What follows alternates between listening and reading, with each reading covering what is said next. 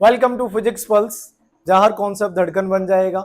आज मैं ट्रिग्नोमेट्री की लास्ट क्लास लेकर आया हूँ और आज जितने भी हमारे डाउट हैं ट्रिग्नोमेट्री के तो सारे के सारे खत्म हो जाएंगे। फिर मैं एक वीडियो बनाऊंगा जिसमें अब तक की जितनी भी ट्रिग्नोमेट्री के अंदर बातें हुई हैं उन सब के हम क्वेश्चंस को डिस्कस करेंगे। तो समय बचाने के लिए मैंने खुद कुछ आइडेंटिटी पहले से लिख रखी है, जिससे क्या करना है कि आपको ये सारी की सारी आइडेंटिटी नोट कर लेनी है और आपका इससे क्या होगा, वीडियो का टाइम भी थोड़ा सा बचेगा। अब ये जितनी भी यहाँ पर आइडेंटिटी लिखी हुई हैं, सारी की सारी आइडेंटिटीज के ऊपर मैं कुछ क्वेश्चंस बनाऊंगा जिसके अंदर मैं सारी आइडेंटिटीज को डिस्कस करूंगा। जैसे मैं एक एग्जांपल लेने के लिए या कोई भी एक आइडेंटिटी या समझाने के लिए मैं एक एग्जांपल ले लेता हूं। जैसे कैसे इनका इस्तेमाल किया जाता है। मेरे पास में किसी ने value they the sign 75 degree की। अब ये वैल्यू अब तक की क्लास में जहां भी मैंने डिस्कस किया है वहां से ये सॉल्व नहीं हो सकती, क्योंकि जितने भी मैंने डिग्री के एंगल्स लिए थे वो सब मैंने कंप्लीट लिए थे। जैसे 0 लिया, 30, 45, 60, 90, 120, 180, 270, 360। तो कहीं ना कहीं मेरे को एक कंप्लीट एंगल देखने को मिल रहा था, लेकिन यहां मैंने क्या किया, साइन 75 डिग्री लिख दिया। अब मैं इसको कैसे किस पार्ट में डिवाइड करूं जिससे कि मुझे आंसर मिल जाए। अब क्या होता है कि इसमें से मैं कुछ आइडेंटिटीज को देखूंगा कि यार इन आइडेंटिटीज की मदद से क्या ये क्वेश्चन सॉल्व हो सकता है। तो मैंने देखा साइन 70 को लिखने का तरीका क्या है, साइन ए प्लस बी। मैं कह सकता हूं कि अब 75 को साइन 45 प्लस 30 में ब्रेक कर सकते हो। साइन ए प्लस बी, और साइन ए प्लस बी का फॉर्मूला क्या होता है, sign A cos B plus cos A sine B. जैसे यहां देख सकते हो sign A cos B plus cos A sine B. अब मैं यहाँ पर इस फॉर्मूले में पुट कर लेता हूँ। साइन ए की वैल्यू कितनी है 45, कॉस बी की वैल्यू कितनी है 30, कॉस ए की वैल्यू कितनी है 45 और साइन बी की वैल्यू कितनी है 30। मुझे पता है साइन 45 कितना होता है 1/√2 और कॉस 30 कितना होता है √3/2। कॉस 45 1/√2 और साइन 30 की वैल्यू 1/2। अब ये वैल्यू आप जब सॉल्व करने के लिए जाओगे तो आपको मिलेगा √3 2√2 प्लस 1/2√2। जब इसको सॉल्व करोगे तो आंसर आएगा √3 प्लस 1/2√2। ऐसे करके हम क्या कर सकते हैं, एंगल्स को इन आइडेंटिटीज की मदद से सॉल्व कर सकते हैं। तो चलिए हम आगे वीडियो को बढ़ाते हैं। ये आई थिंक आपने लिख लिए होंगे।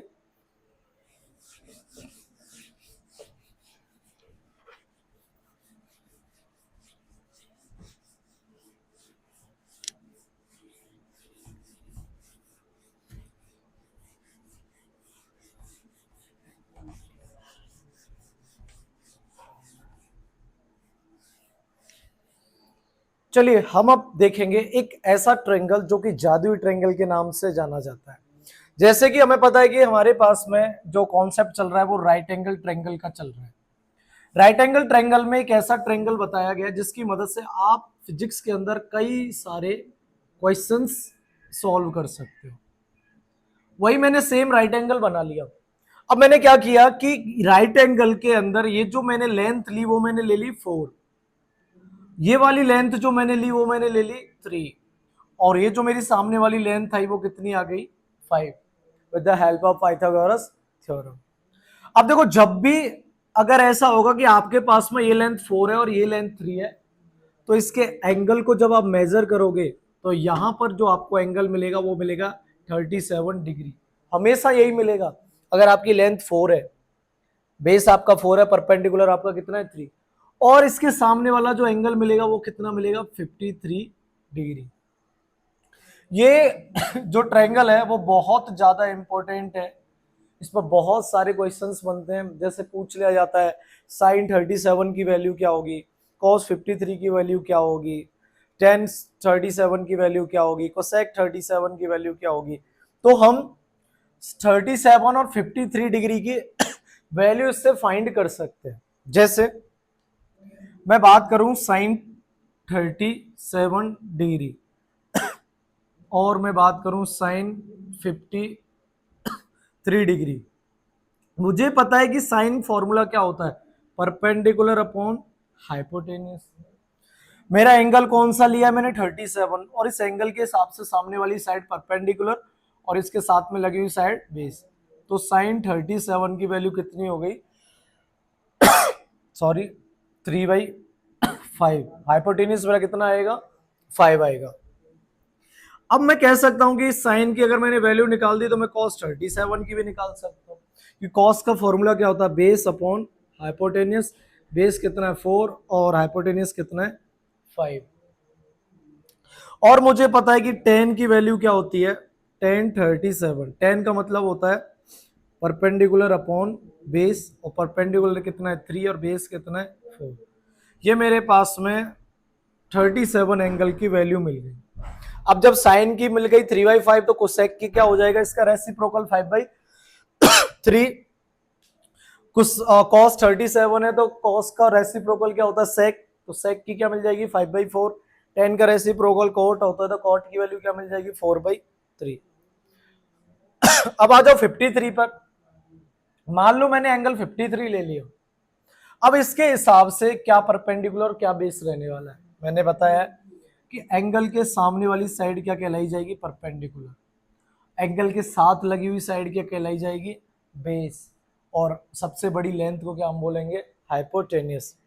तो साइन 53, अब भले ही एंगल 53 बन गया लेकिन उसका जो रेशियो रहेगा वो तो यही रहेगा, परपेंडिकुलर अपॉन हाइपोटेन्यूस। अब देखो इस एंगल के हिसाब से परपेंडिकुलर क्या है 4 और हाइपोटेनियस क्या है 5।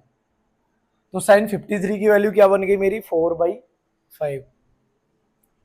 तो कोसेक 53, कोसेक क्या होता है हमारा बेस अपॉन हाइपोटेनियस। तो बेस कितना है मेरा 3 और हाइपोटेनियस कितना है 5। ऐसे मेरे पास में tan 53 की वैल्यू भी मिल जाएगी। और ये क्या होता है परपेंडिकुलर अपॉन बेस, परपेंडिकुलर कितना है 4 और बेस कितना है 3। ये मेरे पास में इस एंगल की मदद से ये वैल्यू 37 और 53 की मिल गई। अब यार देखो ये याद कर लेना अब हमें। अब इसमें कंफ्यूजन क्या रहता है, ये एंगल एज इट हम लोग अगर कहीं भी क्वेश्चन आया तो इसको बना लेते हैं। जैसे किसी को याद नहीं है 37 या 53 की वैल्यू, तो हम क्या करते हैं जल्दी से अपनी बैक साइड में कॉपी के ये एंगल बनाए, ये ट्रायंगल बनाया। लेकिन फिर डाउट क्या आ जाता है यार 37 किस तरफ था, नीचे की तरफ था या ऊपर की तरफ था।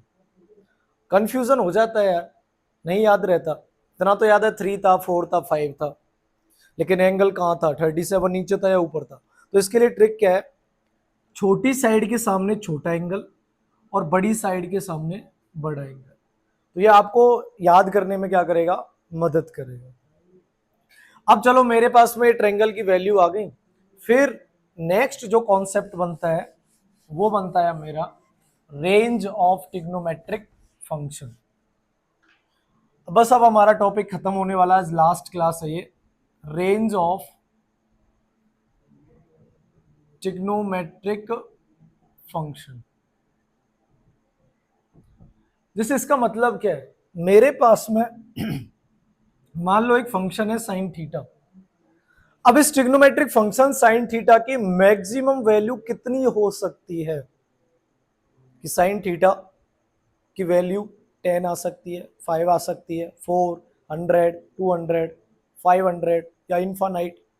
कम से कम कितनी रह सकती है अगर मैं साइन थीटा को सॉल्व करूंगा तो, कोई भी एंगल हो उस एंगल पर अगर मैं सॉल्व करता हूँ वैल्यू चाहता हूं तो मेरी कम से कम क्या रह सकती है, 0 या -1, -2, -3 या -2। मैं इसी रेंज के बारे में बात कर रहा हूँ फंक्शन की, कि मैक्सिमम वैल्यू क्या रहेगी और उसकी मिनिमम वैल्यू क्या रहेगी। अब मेरे पास में साइन थीटा है तो इसके लिए कहा जाता है कि इसकी वैल्यू कभी भी 1 से ज्यादा नहीं मिलेगी। मैक्सिमम वैल्यू कभी भी इसकी 1 से ज्यादा नहीं मिलेगी और मिनिमम वैल्यू कभी भी -1 से कम नहीं होगी। मतलब अगर किसी ने ये लिख दिया कि साइन थीटा बराबर 10, तो मैं कह सकता हूँ क्वेश्चन क्या हो गया, गलत। क्योंकि साइन थीटा कभी 10 आ ही नहीं सकता, थीटा कुछ भी मान लो 10 कभी आएगा ही नहीं। तो जो मैक्सिमम वैल्यू आ सकती है वो कितनी आएगी 1, और मिनिमम वैल्यू क्या आ सकती है मेरी, किसी ने लिख दिया -2, तो जो कि क्या हो जाएगा गलत, क्योंकि मिनिमम वैल्यू मेरी कितनी रहती है -1। तो ये मेरी प्रॉपर्टी बनी साइन थीटा के लिए, मैक्सिमम और मिनिमम। इसके लिए जो ग्राफ बनता है वो बनता है इस तरह से, ये मैक्सिमम मुझे यहाँ +1 मिल जाती है, मिनिमम मुझे -1 मिल जाती है। दूसरा मेरे पास में फंक्शन है cos थीटा का, तो cos थीटा के लिए भी सेम यही लगता है कि मिनिमम -1 और मैक्सिमम 1। cos थीटा की वैल्यू कभी भी +1 से ज्यादा नहीं होगी और कम से कम -1 से कभी भी कम नहीं होगी। ये मेरे पास में आइडेंटिटी आ गई cos थीटा की। अब तीसरा बनता है function tan theta. tan theta के लिए ये कहा जाता है कि इसकी वैल्यू जो रहेगी वो इनफाइनाइट से ज्यादा नहीं होगी, इनफाइनाइट तक हो सकती है यार। अब इनफाइनाइट अगर वैल्यू मैंने लगा दी तो इससे ज्यादा अब क्या ही चाहिए। और मिनिमम की मैं बात करूं तो माइनस का इनफाइनाइट, ज्यादा से ज्यादा इनफाइनाइट और कम से कम माइनस इनफाइनाइट। तो मतलब tan थीटा ने तो पता क्या किया, सारे के सारे जितने भी नंबर है वो सारे के सारे नंबर घेर लिए।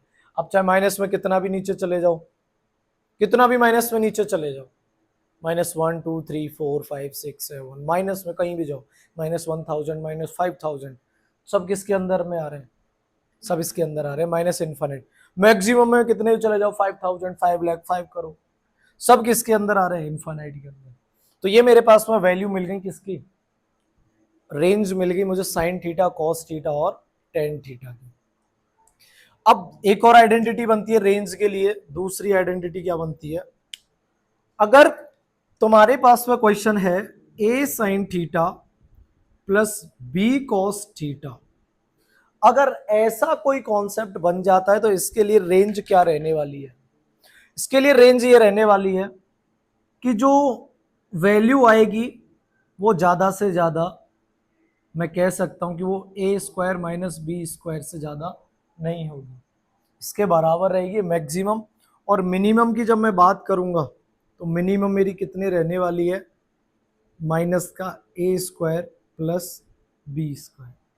ये आइडेंटिटी भी बहुत इंपॉर्टेंट है कि a sign theta plus b cos theta. चलो मैं इसको सही से लिख देता हूं।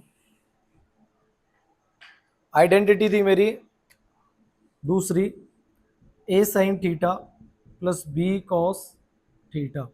तो इसके लिए जो मैं वैल्यू बनाता हूं a sign theta plus b cos theta. अब जो वैल्यू रहेगी वो क्या रहेगी, मैक्सिमम यहां तक, और मिनिमम जो वैल्यू रहेगी मेरी रहेगी यहां तक। ऐसा अगर आइडेंटिटी बनती है तो कभी भी हम कह सकते हैं कि इससे ज्यादा जाने वाली नहीं है। जैसे मैंने मान लिया, एग्जाम्पल के लिए मैं यहां पर नोट कर देता हूं, 3 sine theta plus 4 cos theta, इसकी मैक्सिमम वैल्यू क्या रहेगी यार। मैक्सिमम वैल्यू अगर तुमसे पूछे, you know that maximum value के लिए क्या करना होता है, √a² प्लस b²। मैं कह सकता हूं कि 3 का स्क्वायर प्लस 4 का स्क्वायर, आंसर क्या आने वाला है मेरा, 3 का स्क्वायर 9 प्लस 4 का स्क्वायर 16, तो मैं कह सकता हूँ √25 और क्या बन जाएगा मेरा 5।